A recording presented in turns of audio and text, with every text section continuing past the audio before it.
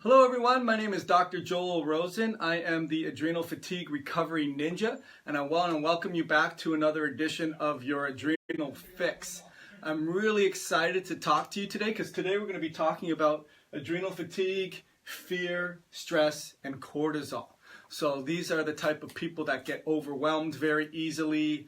They have maybe increased pain, increased anxiety, increased desire for seeking pleasurable experiences to the point where it becomes a little bit excessive or too much.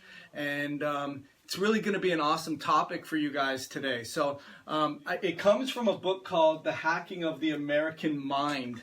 And it's by Robert Lustig. And I thought, this would be a really great topic to talk to you guys about because so many people that suffer with an adrenal fatigue problem don't realize that all the nuances that go on with the adrenal system. So I want you to think about it in terms of a bell.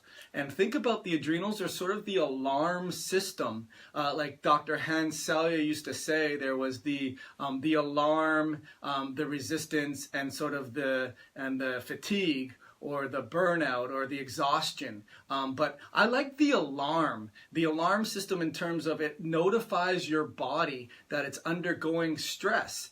And the thing is that we're engineered to withstand short bursts of stress, meaning we're engineered to withstand being chased by a tiger, or having a life-threatening illness, or having an acute stressor that causes cortisol to be released, and ultimately is a good thing. We want to be able to shift our blood flow away from your viscera and your parasympathetic activity and move it towards your working muscles, and really have an increase in heart rate. And so really cortisol is an effective thing in short bursts. I mean, if we didn't have cortisol, we wouldn't be able to balance our blood sugar, so we would faint and pass out. We wouldn't be able to regulate our blood pressure, so we wouldn't, again, probably faint or pass out. And then we wouldn't be able to regulate inflammation. And so it's a good thing.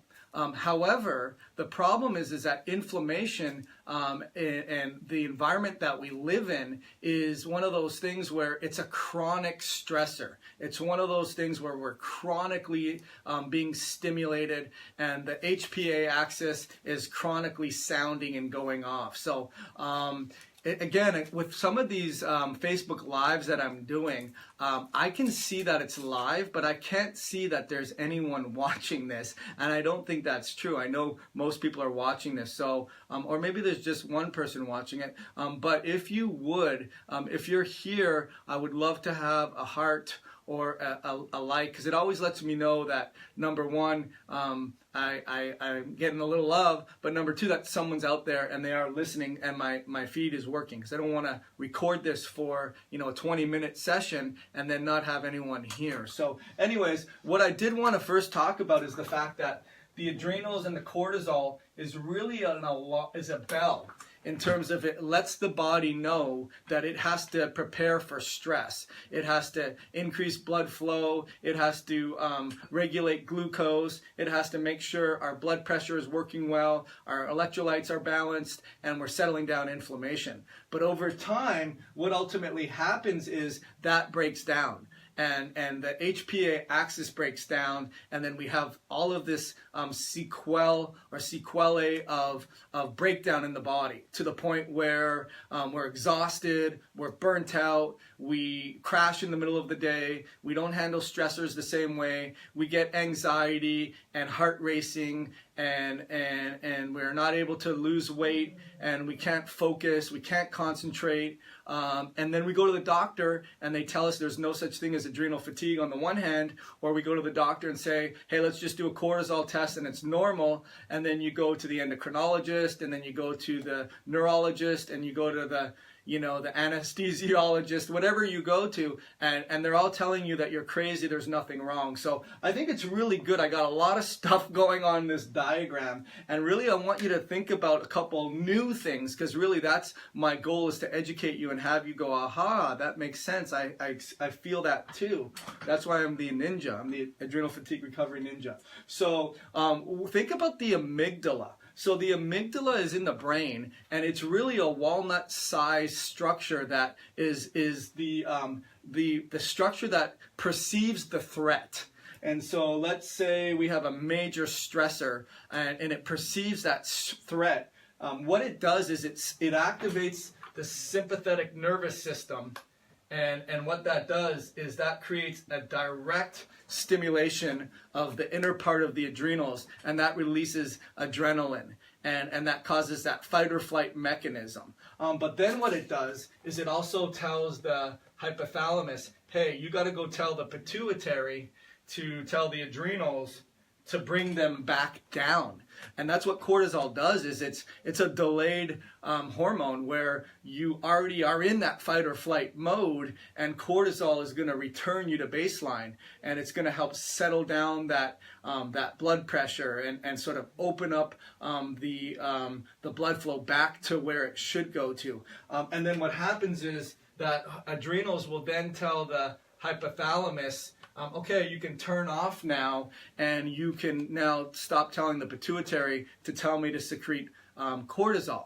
And that in real life, that amygdala should communicate well with the hypothalamus and the pituitary, and then the pituitary should tell the adrenals, and the adrenals should back tell, and that should work really nicely. But with repeated chronic stressors, and what are chronic stressors? Chronic stressors are not just a marriage or a job or finances. Those are chronic stresses, or kids, or 15-year-old twins, and those type of things. But chronic stressors are also inflammatory stuff. So pathogens and exposures to toxins and chemicals and EMFs and Wi-Fi. I mean, those are things that I really want you to understand, is that we're on the phone every day, like, ding, ding, ding, ding, ding. And the Pavlovian dog of being conditioned, when the dog salivates when you ring a bell because you just fed it, and then you ring the bell and then the dog begins to salivate without even feeding it. We become conditioned that as soon as our phone rings, we got to get to it. And I'm going to tell you a little story. It's a little story about my daughter. My daughter has this weird thing. It's like exercise-induced asthma, where if she's on the soccer field, she works out, runs really, really hard. She's an awesome soccer player, and then she can't catch her breath. She can't catch her breath. And the more I think about it, the more I know why. The reason why is because these kids, and even us, we're married to our cell phones. Like the moment they get up in the morning to the moment they go to bed, if they're in school, on weekends, and it's a society of stimulation. And what that does is that releases a lot of dopamine. And we're going to talk about dopamine in a second. But dopamine is that excitatory, pleasure-seeking neurotransmitter that ultimately converts into adrenaline. And so what I figured out is, because she's constantly on the right side of the curve of how high her dopamine levels are, when she goes and she runs really quickly, she has this extra boost of adrenaline, and she's not able to get into switch off mode, into parasympathetic mode, and she can't recover and she can't come back. And so what we have her doing now, which to her despise, is she's going to yoga classes, and she's like, oh my God, I can't believe I got to go to yoga classes. This is so unfair, Daddy. And I'm like, I'm not asking. It's that or no more cell phones. So she's going to yoga classes, and it's all about breathing, and it's all about taking in oxygen and using that oxygen to bring nutrients to the cell, for one, and number two, it's to get into that parasympathetic rest and digest mode, so that you're not constantly having like a permanent on button. And so I diverged into that. I just wanted to tell you that that's part of this equation too, in terms of we're just stimulated. Most of you guys are on the right side of the dopamine curve, and I'm going to talk to you about what that means in a couple moments. So anyways, we're talking about the amygdala, and it's sort of that, it perceives threat and it communicates with other, parts of the brain. It says, hey, what is that? Should I be concerned? Is it a big thing? Is it a bad thing? Is it a good thing? And then, the brain says, okay, well, let's release some stress. It's not a bad thing. Let's just deal with it. But over time, what happens is that amygdala also communicates with the hippocampus. And they have a reciprocal communication. So the hippocampus is really our circadian rhythm. And it's sort of the memory bubble, if you think about it, where if it tells you about a certain experience and it puts a meaning to that experience, and let's say you drank too much tequila, you wake up in the morning and you feel nasty. I don't drink tequila. No, not since I think it was 93, that long ago. But let's say my hippocampus is really strong in terms of it has a memory bubble of reminding me it's not a good thing, tequila's bad. But what happens is with repeated stress, repeated hippocampus breakdown, we start to get memory problems, and we start to forget and get short-term memory, and where are my keys, and where's my wallet, and where is everything. And a couple shows of likes if you're seeing some of those breakdowns in terms of falling asleep in the middle of the day, or having your being wide awake at nighttime. It's like the sprinkler system is wound in the wrong setting, and too many daylight savings times have it going off at 9 o'clock at night, and it's not working properly. So that feedback loop is broken, and it has to do with the amygdala. But then what also happens is the cortisol level, eventually it's chronically high, and it's not coming down because it's being stimulated. And ultimately what it does is that cortisol will wreak havoc with that hippocampus. It causes that hippocampus to shift and to shrink. And so now all of a sudden that amygdala doesn't have that memory bubble of bad. And so it's communicating to the brain, hey, what's going on here? And then you hear sort of a knock on the door, you hear some scratching, and you're thinking the worst thing. But meanwhile, it's little Otis that wants to come in from the outside, and you're like all paranoid and wondering what's going wrong. That's because of chronic stress levels that have broken down structures in the brain. Now, what also happens is cortisol can also wreak havoc on other parts of the brain. And what it will do is it will wreak havoc in the part of the brain called the prefrontal cortex.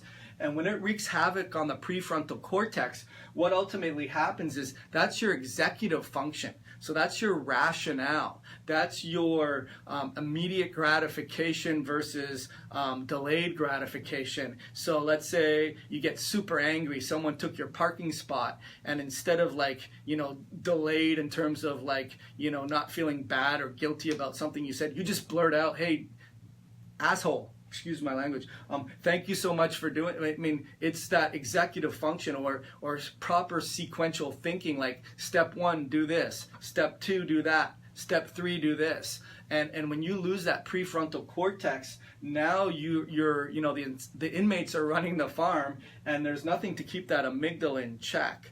So there are amygdala activity and exercises. It's not really for what we're talking about today, but it just tells you how that executive function begins to break down, and now all of a sudden you're starting to see focus and concentration problems, and with the hippocampus breaking down, you're starting to see potential chances for Alzheimer's and memory and forgetful problems, and that becomes a huge problem. So what do I want to teach you in all of this? Well, number one, I want to teach you about awareness. Just like the adrenals are sort of the alarm and the sounding system and tells our body what's going on, you need to have awareness too that this process is happening, and that you're in overwhelm and you have too much stress going on, and typically you might be on this right side of that dopamine curve. What does that mean? So what happens is not only does cortisol cause a problem with the part of the brain that does the executive functioning,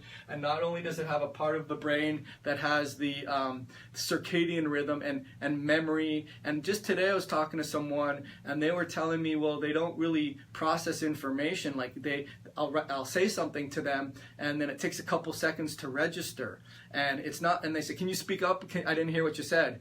It wasn't so much you didn't hear what they said; you heard it. You just took you a couple seconds to interpret what they said. It's kind of like a bad kung fu movie where they have those subtitles and it's not dubbed completely, and okay, I'm going to kill you. And it's not completely on. And if you're getting a little bit of that circadian rhythm and the hippocampus and the temporal lobe and the memory and the hearing and the processing, they're breaking down. And that's a real concern, because that fear of Alzheimer's and dementia is real. And it has a lot to do with glucose as well. So, but back to dopamine. So dopamine, it's going to be that pleasure-seeking behavior. So on the left side of the curve, you have sort of that couch potato. And on that right side of that curve, you sort of have that raving, angered lunatic. And so in between, you have, where are you on that? And so what happens is, what does stress do? Well, stress, we already talked about, breaks down this feedback loop. But stress also causes you to be on this right side of the curve. So meaning your dopamine levels are always firing. And so you can say, if you can put any word at the end of aholic, like a shopaholic, internetaholic, sexaholic, alcoholic, drugaholic, any aholic term is going to be that dopamine pathway in play. But ultimately what happens is the dopamine receptors in this structure called the nucleus ambiguans, what it does is it gives you that fulfillment. And what happens is, when dopamine is surging so much, you're going to have the receptor sites in that area down-regulate, so you need more dopamine for the same amount of pleasures, and that starts to cause some addictions. And then what happens is, we look for that instant pleasure, and what's that instant pleasure typically in our society is sugar. And so next thing you know, we start having sugar imbalances, we start reaching for that Haagen-Dazs, we get stressed out, we're not feeling, we're ramped up, but we don't get that sort of that satiation of, finally felt good. And then it creates this whole hodgepodge of craziness. So how do we fix that? Well, takes a lot. I mean, because at the end of the day, doctors are saying that adrenal fatigue is not real, and what you're suffering is not a big deal, and you don't have to worry about it, and maybe just go on antidepressants or anti-anxiety medications,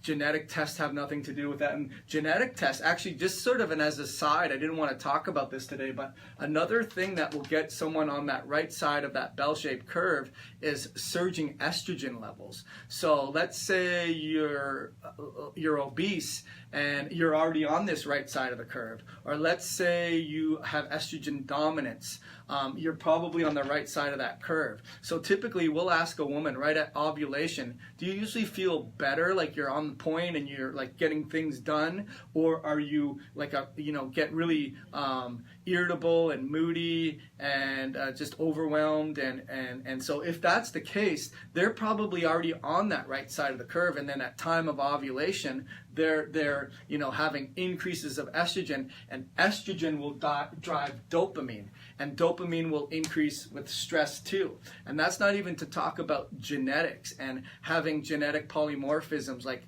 COMT, or having MAO enzymes, which if those aren't working well, then those can muddy up the waters and cause dopamine to stay around or break down quicker. And now there's this whole craziness. So really it comes down to understanding this, and then come down to realize that you can do things about this. You can check your glucose levels, you can look at your sleep patterns, you can look at how stressed you are, you can look at your energy levels, you can measure your foods that you're eating, you can look at your activity levels, you can look at how much oxygen you're getting, how much stimulation you're getting, and how are you going to unwind this ball of yarn that's just crazy, crazy, crazy. You got to pull in different areas and then finally see where that weak spot is, and then just really look at that whole big picture. So that's really what I wanted to talk to you about today. I know there's a lot of ins and outs and what's going on there. The other thing I wanted to talk to you about is we talked about the cannabinoids or CBD oils. I mentioned that we would be talking about that. Basically, I haven't gone down that wormhole. So I'm that nerd guy that once, he finds something that he locks onto, I go down and research every single angle of it, and because my brain works slowly, I have to put it in metaphors that makes it explainable to me. But sort of the skinny on the stress is increased stress increases the breakdown of the agonist receptor for CB1, and what that does is that doesn't allow us to get that anti-anxiety natural feeling. So CBD oil could be helpful in terms of giving you that anxiety relief. Because the cortisol, once again, is going to break down those receptor agonists that help us get calm and relaxed. But here's the thing. If you're not fixing the breakdown in the amygdala, you're not looking at the hypothalamus, you're not looking at the pituitary, you're not looking at the adrenals, you're not looking at the prefrontal cortex, you're not looking at dopamine and the way that you're on the bell-shaped curve, you're not looking at your genetic levels, you're not looking at your fasting glucose levels, you're not looking at other signs of inflammation. How is even CBD oil going to be that magic pill and fix all of that? It's not going to fix all of that. So it comes down to how much is your life suffering. I talk to a lot of you guys and gals, and I really like to get an idea on how much this is impacting your life. And it is. It's impacting your life to the point where you can't remember, you can't focus, you can't concentrate, you can't remember the words that you were going to say. You're not as sharp on the ball. You're concerned that potentially it's impacting your livelihood and your job. You may not have that motivation to go out there and apply yourself and do the things that you want to do, but yet if it doesn't get covered with your insurance, then you can't do anything. And I get that. You all have lives, you all have expenses, and you all have things that you have to pay for. But, to me, more expensive is not getting fixed and getting nickel and dimed and being told that there's nothing wrong with you, and then just adjusting your T4 and your T3 medications and looking at going on bioidenticals, and then maybe you're going to do like a liver cleanse. You know what? You might as well just close your eyes and try to hit a moving dartboard and hope that you do. Because at the end of the day, there's no big picture aspect about that. There's no focusing on exactly what a successful outcome would look like. There's no determining where exactly you are and what information can you use to get some really good information. So I kind of flew through that, but I had the feeling that the hour-long live videos were a little bit too long. So I wanted to keep it short and punchy and make sure that we can sort of address what I wanted to today. So hopefully that kind of gives you some, I feel like I just blasted you with a fire hose and you're like in shock, and there's water coming out of your nose, there's water coming out of your ears. But let's summarize it like this. Basically, adrenal fatigue is the sounding system of your body telling you, hey, there's danger here. There is chronic stress, and stress not just being psychosocial. It is chemical and environmental and toxic and pathogenic and heavy metals and pesticides and sprays and not stabilizing your glucose, and that psychosocial and that physical. And then ultimately it breaks down these feedback loops in the brain, and that causes us more likely of having dementia and memory loss and our circadian rhythm being broken. And it breaks down our executive function to be able to plan and put the brakes on and not seek short-term pleasurable experiences, which can lead to a dopamine problem, and that causes an addiction, or that can cause breakdown and fatigue and exhaustion and not being able to do the things that you love to do. And really that's what this is about. So it's very real. If you don't want to call it adrenal fatigue, you don't have to. But the thing that really is important is the awareness. like the awareness of what's going on, the awareness of how it's impacting you, the awareness of what's all being impacted, the awareness of what would you really want if you knew you could have it, and you're, if you're feeling like you're sitting on the sidelines. That's what a lot of people tell me, is I feel like I'm sitting on the sidelines watching my world go by, and I'm not able to engage, and I still want to, because there's so many things in my life that I got to do, I got to accomplish. I have, this thing on my heart that I know I can do, and I want to travel, and I want to get down on the ground and play with my grandchildren, and I want to be able to travel overseas, and I want to be able to start a business, and I want to be able to go back to school, and I want to be able to do something meaningful. What's the price of that? How much does that cost? That costs whatever you're not able to get to do. And to me, there's no price you can pay on that. And to put it against a number, to me, means that you're minimizing the impact that it's having on you, and you're sort of floating in an ocean aimlessly, hoping that, mysteriously someone figures this out for you and it's paid for by Medicare. It's not going to happen. And it's sad, because it's unfortunate. But the fortunate thing is that I call this digital medicine. I call this being a detective. I call this understanding specifically what's going on with you and what's breaking down in your body, and how can you customize a program to sort of live under that bell-shaped curve, where doing too much of something is actually causing more stress, or doing too little of something is causing too much stress. So really think of adrenal fatigue as it's the bell and it's the alarm, and you have to establish awareness, and it's all about living in that bell-shaped curve for you, so that now you know what's too little, you know what's too much, you know what's just right, and you can change that up on the fly depending on your demands of the day, or depending on what kind of goals you have. But when you get into overwhelm and you don't focus on what it is that you really want, and then you think, oh, well, this sucks, I'm tired, I'm never going to get better, it's going to take 20 years to get better, nothing works, doctors don't listen to me. Those things all may be true.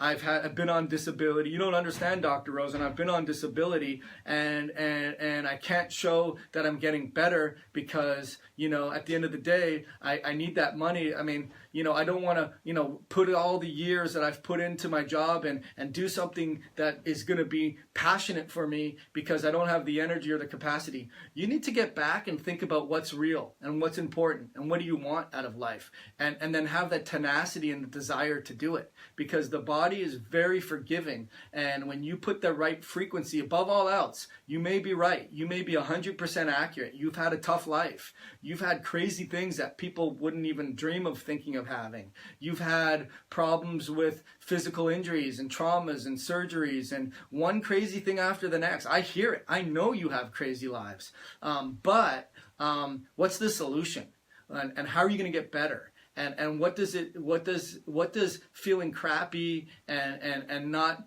feeling like it's going to be fixed, what does that do in terms of getting you closer to that thing that you've forgotten what it is that you want in the first place? So above all else, that frequency and that vibration of how it would look, what's the optimal level of vibration and frequency that I want. Now it seems hocus pocus, but think of it in terms of, if I could not be stressed every day, if I can lay on a hammock, 3 days a week, if I could have the sun beating on my face, if I can go and exercise and eat healthy foods, if I can travel to different worlds, if I can create a project that would really give back to people and make a difference, if I didn't have to worry about finances, I could have, the body that I mean, really give yourself the permission to think about that stuff, because I feel sad when I talk to people and I ask them, okay, I got this magic wand and I'm going to wave it for you. What would that be that you would ask for? And like, well, I just want a little more energy, and it would be better if I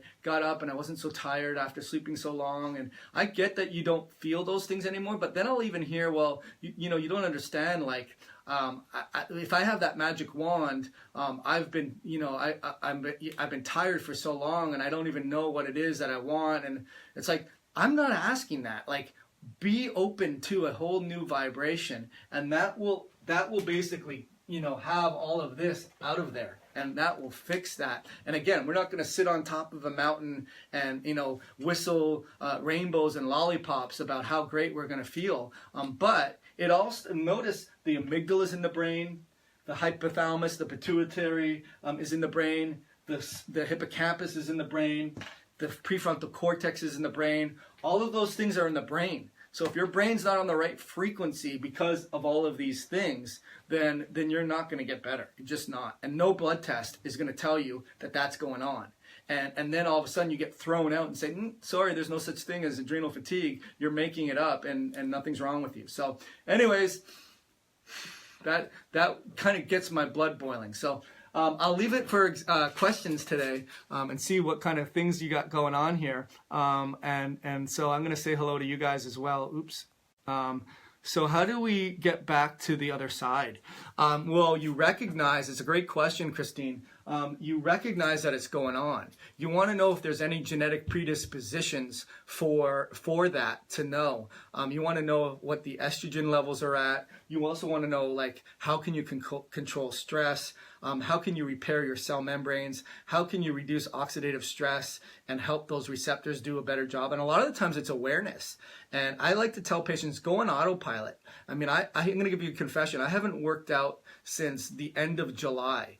Because I've been working really hard and helping you guys and try to develop a lot of great things for you guys. And I thought, you know what? I need to go exercise. So, you know, do the things and put it on autopilot. And next thing you know, it's like, oh, I'm here. I might as well do it. And then 5, 10, 15 minutes into the program, you're doing it. And you don't have to go hard. I mean, it doesn't have to be a gym. It doesn't have to be institutionalized. But be active. Be physical. Go breathe oxygen. Go take a meditation class. Do something that helps you get out of overwhelm, and that shifts you back to the left side of the curve. Hopefully that made sense. Gabriella, hi there. Well, every other kid shouldn't be able to catch their breath either, so maybe it contributes, but maybe you have to look deeper into your daughter's respiratory catch-up. Adenoids have... well, yes, I would agree with you, but because I've known her whole life, I know that that's part of it, because she's addicted to that phone, and as she goes through withdrawal, like if she gets in trouble, and she's gonna love that I'm talking to you guys about this. She doesn't watch this anyways, but they actually laugh at me. I'll watch this at home, and I'll hear myself and say, "Oh, that was a dumb thing to say," or "Oh, that was really good. I didn't know you knew that." And I'm like, I'll do those things, and you know, if she gets in trouble and we take her phone away. Honestly, it's like someone that's going through withdrawal. It's like, oh my God, it's like she needs that phone, and it's a problem. She's not able to ramp down. We did use a inhaler, and that hasn't helped. And so I know it's that, and I hope that you understand that I know that that's that. Although I don't know everything. Dana, how you doing? Bring them on camera. Oh, I should, right? They're really cute. I don't think they're going out for Halloween this year. Hey, Dana, hope you're doing well. Christine, you said exactly. Having a difficult time, regularly taking deep breaths. You know what? It's interesting. We don't have a user manual on how to breathe, but there's some really good courses on how to get proper breath and oxygen. And so some of my really compromised, really inflammatory, just not thriving in life patients, we've recommended oxygen concentrators just to help with that oxygenation of the cells, because ATP production and mitochondrial function, not through methylation and MTHFR, but just through oxidative phosphorylation, requires that you have oxygen. And if you're not breathing in oxygen, then you're not having that those hydrogen molecules being, or just elements being passed and being able to generate ATP. So that's a real key distinction. So maybe get an oxygen concert. A lot of people have brain inflammation. Spot on, thank you. Energy to clean and cook, spend time with my kids. 3 kids with Feingold syndrome. no more physical pain, travel, school, romance. You know what? Because I didn't see those at the time that I was speaking, I don't know what that means in terms of, like you're just sort of, it's like, okay, you're asking me to remember these 3 things and then I'm going to repeat it in 3, in 60 seconds. It seems so unrandom to me, or so random in terms of sing and exercise. So those are the things that you'd love to be able to be doing, I guess. Do I need to come to Florida for treatment? No, I see patients from all over the world. We do it through internet and Skype, and we use something called Zoom, and it really makes it awesome to be able to do that. How do you find the underlying cause of adrenal fatigue? You have to put your detective hat on. It's like asking Sherlock Holmes, how does he find the clues to solve a murder case? He puts all the clues together and he uses deductive reasoning and he uses all the tools at his disposal, and he's a smart guy. And I'm the ninja, so that's how I figured it all out. Like you can buy in Colorado, the CBD. I'm guessing you're saying, the CBD could be really helpful in terms of helping to be anxiety. But again, remember what I said, Dana. It's not going to fix the whole breakdown that's going on. Hair loss, Dr. Rosen, is this curable? It depends what it's causing it. I look at the enzyme called SHMT. That's the enzyme that helps regenerate your DNA bases. It needs SAMe to be produced. So if you have a methylfolate issue, potentially that's a problem. If you have a thyroid problem, that's a problem. If you have an absorption problem, that's going to be a problem. If you have any other SNPs along the process, that's going to be a problem, and that's going to shut down the ability to regenerate your DNA for hair, skin, teeth, nail, bones.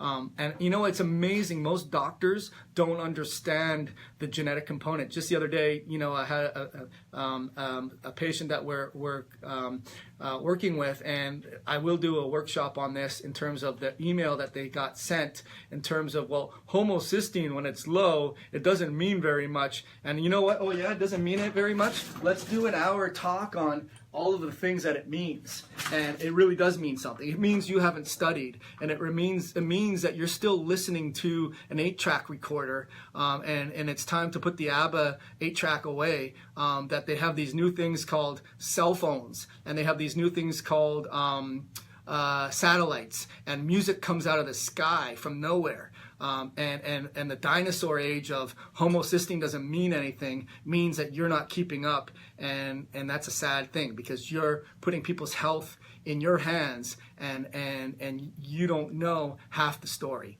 That's all I'll say about that. Arminda, how you doing? I hope you're well. I'm still feeling better, second month after 8 years with adrenal fatigue, and can sleep better. Great. Any tips on how to start an exercise routine? Consistent walking will wear me out. I do have a tip for that. I tell patients it's called the cortisol awakening response. And what it is really when you first get up, half hour after getting up in the morning, is really when you have that cortisol spike. It's called the cortisol awakening response. And it's what gives you sort of that spike for the rest of the day. And if you're flatlining, you're not getting that spike, and that hippocampus is breaking down, and your memory is not doing so great, and you're not outputting cortisol throughout the day.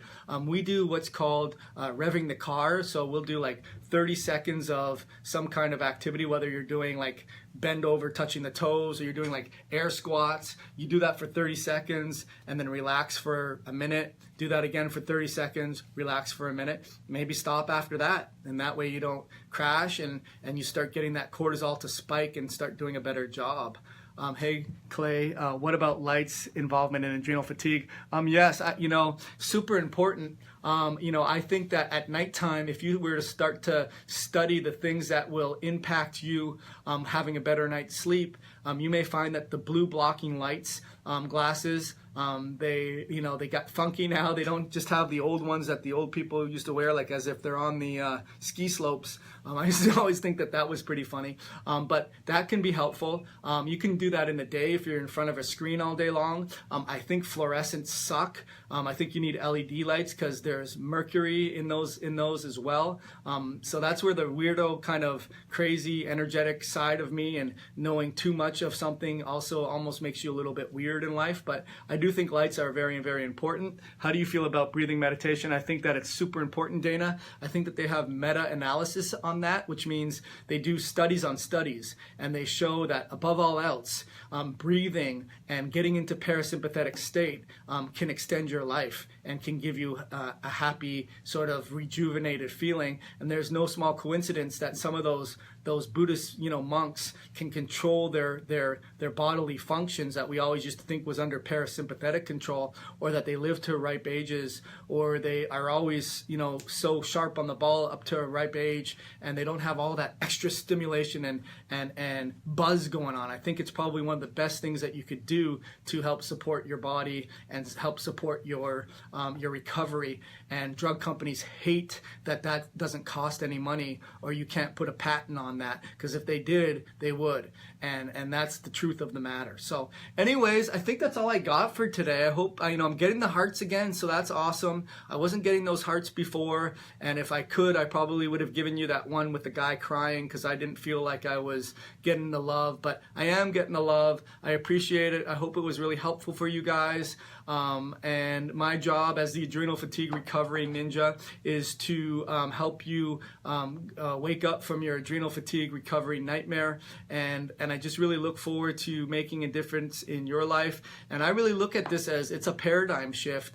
If I can just do a little bit in terms of having you think differently on how you define health and how you measure health, then we can knock over the old dinosaur of the way the medication and the healthcare industry in general, because it's not a healthcare industry, it's a sickness care industry, and there's a lot of mouths to feed in terms of corporate greed. And now you're getting me on sort of a off track, and no, you rock, Allison, but I appreciate that. I know I rock, but I'm humble too at the same time. So anyways, when you find that, you want to know the secret to recovering your levels of energy and your adrenals, is to really find out what it is that makes you passionate. Find that out. You don't have a lot of days on earth. I mean, if you look at it, if there's 80 years, you times that by 365, I mean, that is a lot of days, but 25,000 days, that's not a lot. You have a little bit of time on here, and your goal is to make a difference and enjoy your life and really leave a legacy. That's what I look at. And if you could look at, there's a really good book I just finished reading. It's called Ask Gary Vee.